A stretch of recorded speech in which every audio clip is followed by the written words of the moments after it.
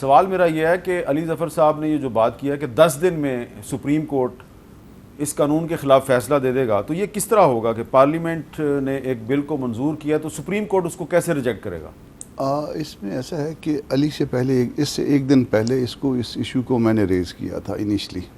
اور اس کو ریز کرنے کی وجہ یہ تھی کہ باقی ہم نے جتنی امینڈمنٹس کی تھیں وہ بڑی خوبصورتی سے اور آپس میں مفاہمت کے ساتھ، جس میں علی بھی شامل تھے، جس میں پیپلز پارٹی کے دوست بھی تھے، فہمیدہ مرزا بھی تھیں، سارے، اور بہت اچھی تھی۔ اگر وہ اسی حد تک رہتے تو شاید ہمارا۔ اس کے بعد ہوا یہ کہ اس علی کی اسپیچ سے ایک دن پہلے جب وہ ایجنڈا آیا، اور اس کے بعد ایجنڈا بھی لیٹ ملا، حال کے اندر ملا، اور اس کے بعد جو ہے نا پھر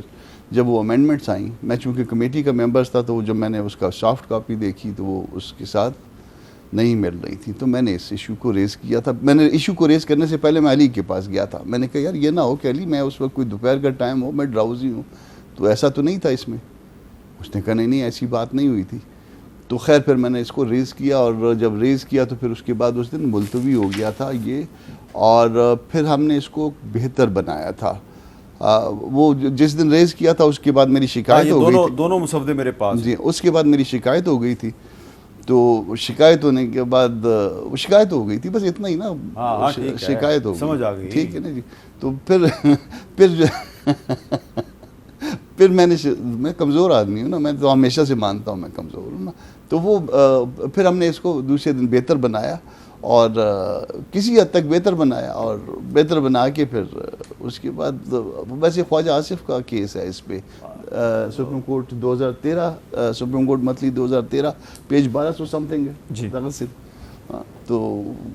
ٹھیک ہے۔ ہاں، تو گور صاحب میرا یہی سوال آپ سے ہے کہ اگر ایک بل کو پارلیمنٹ نے منظور کر دیا، بھلے اس پہ آپ کے اور میرے تحفظات ہوں، جی بالکل، تو سپریم کورٹ اس کو کیسے ریجیکٹ کر سکتی ہے؟ اور ایک بہت ہی آنریبل سپریم کورٹ کے لائر جو ہیں وہ یہ کیسے پریڈکشن کر سکتے ہیں کہ 10 دن بعد سپریم کورٹ اس کو ریجیکٹ کر دے گی؟ میری صاحب بیسیکلی پارلیمان کے پاس تو اختیار ہے جیسے چاہے قانون سازی کرے، لیکن آئین کے دائرے اختیار میں ہونے چاہیے، اور اگر وہ آئین سے متصادم ہے تو سپریم کورٹ اس کو سیٹ اسائڈ کر دیتی ہے کہ آئین کے متصادم قانون سازی نہیں ہو سکتی۔ اب کیئر ٹیکر سیٹ اپ پہلے ہمارے آئین میں بھی نہیں تھا، 77 کے الیکشن ہوئے تھے، 70 کے ہوئے تھے، وہ وہی حکومت کیا کرتی تھی۔ ضیاء دور میں 8th امینڈمنٹ میں فرسٹ ٹائم انٹروڈیوس کیا گیا there should be a caretaker set up, اور اس وقت کی جو انٹروڈکشن ہو گئی تھی، گورنر کے پاس اختیار نہیں تھا الیکشن اعلان کرنے کا، صدر سارا کچھ کرتا تھا، مشرف نے بھی اس کو کر دیا تھا۔ 18 ترمیم کے بعد میں آپ کو یاد کروا دوں کہ پھر اس ترمیم کے بعد جو پہلی کیئر ٹیکر گورنمنٹ آئی تھی 90 میں، تو اس کے پرائم منسٹر تھے جناب غلام مصطفیٰ جتوئی صاحب، اور وہ پولیٹیکل آدمی تھے جی، اور اس میں سارے پولیٹیکل لوگ تھے، اور اس کی انفارمیشن منسٹر تھی محترمہ عابدہ حسین صاحبہ جی، تو لیکن پھر اس کے بعد پھر معین قریشی صاحب آ گئے۔ بس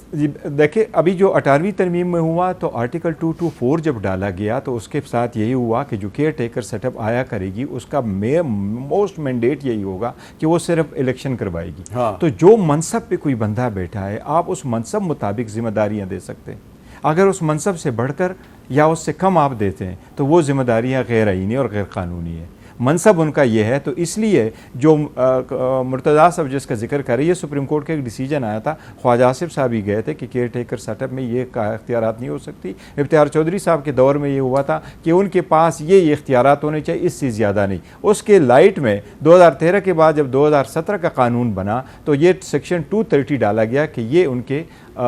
ذمہ داریاں ہوگی، تو جو منصب ہے اس کے مطابق ذمہ داری۔ کیئر ٹیکر گورنمنٹ کا جو منسٹر مینڈیٹ ہے یا پرائم منسٹر ہے وہ الیکشن میں نہیں لگ سکتا، ان کی جو فیملی ہے، اسپاؤسز اور بچے، وہ بھی الیکشن میں حصہ نہیں لے سکتے، اور وہ کوئی کسی ایک پارٹی کے پلیٹ فارم پہ جلسہ بھی نہیں کر سکتا، وہ جلسہ بھی نہیں کر سکتا۔ ابھی الیکشن کمیشن نے جس طرح KPK میں ختم کر لیا نہیں، ابھی تو اگر جس طریقے سے یہ پلان کر رہے ہیں کہ جی اسحاق ڈار صاحب آئیں گے یا کوئی اور آئیں گے، وہ تو بالکل ہی کوئی اور طرف جائے گا، وہ تو کیئر ٹیکر نہیں ہوگی۔ لیکن ڈاکٹر مصدق ملک صاحب یہ بتائیں کہ یہ کیئر ٹیکر گورنمنٹ کے اختیارات میں اضافہ کرنے کا ایک مطلب یہ لیا جا رہا ہے کہ جو بھی حکومت آئے گی شاید وہ اکتوبر نومبر میں الیکشن نہیں کروائے گی، وہ مارچ تک جائے گی، تو اس لیے ذرا اختیارات دیے جا رہے ہیں اس کو۔ میرے خیال میں جی الیکشن وقت پہ ہونے چاہیے۔ جو میں آپ کو ایک ایڈمنسٹریٹو دو نکات پہ تبصرہ کرنا چاہوں گا۔ ایک تو ایک دفعہ کسی نے پوچھا کسی سے کہ کہ what is the genius of constitution, تو انہوں نے جواب دیا دا پروویژن فار چینج. یعنی سب سے اہم جزو جو آئین میں ہے وہ ہے تبدیلی کا طریقہ کار.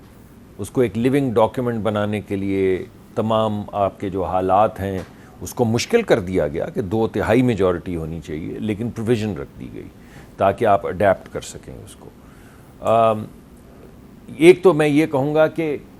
آئین کے اندر تبدیلی یا قانون کے اندر تبدیلی میرے خیال میں بہت کم ممالک ہیں، میں ماہر قانون نہیں ہوں، میرے دونوں بھائی بتائیں گے. یہ جو ہے نا الائنمنٹ ود دا کانسٹیٹیوشن والی بات، کہ ہم بتائیں گے آپ کو کہ آئین میں کون سی چیز ہے جو متصادم ہے اور کون سی چیز ہے جو آئین کے مطابق ہے، یہ تو وہ بتائیں گے جو آئین لکھتے ہیں، یہ تو وہ بتائیں گے جو آئین میں ترامیم کرتے ہیں. تو یہ بڑی عجیب سی بات ہے، اور بہت سے دنیا کے ممالک ایسے ہیں، میجورٹی کیا میرے خیال میں شاید کچھ ہی ممالک ہیں جہاں پہ یہ آئیڈیا ہے آئین سے متصادم والا. تو وہ میرے خیال میں آپ ذرا اس پہ تبصرہ کریں گے تو بہتر ہوگا.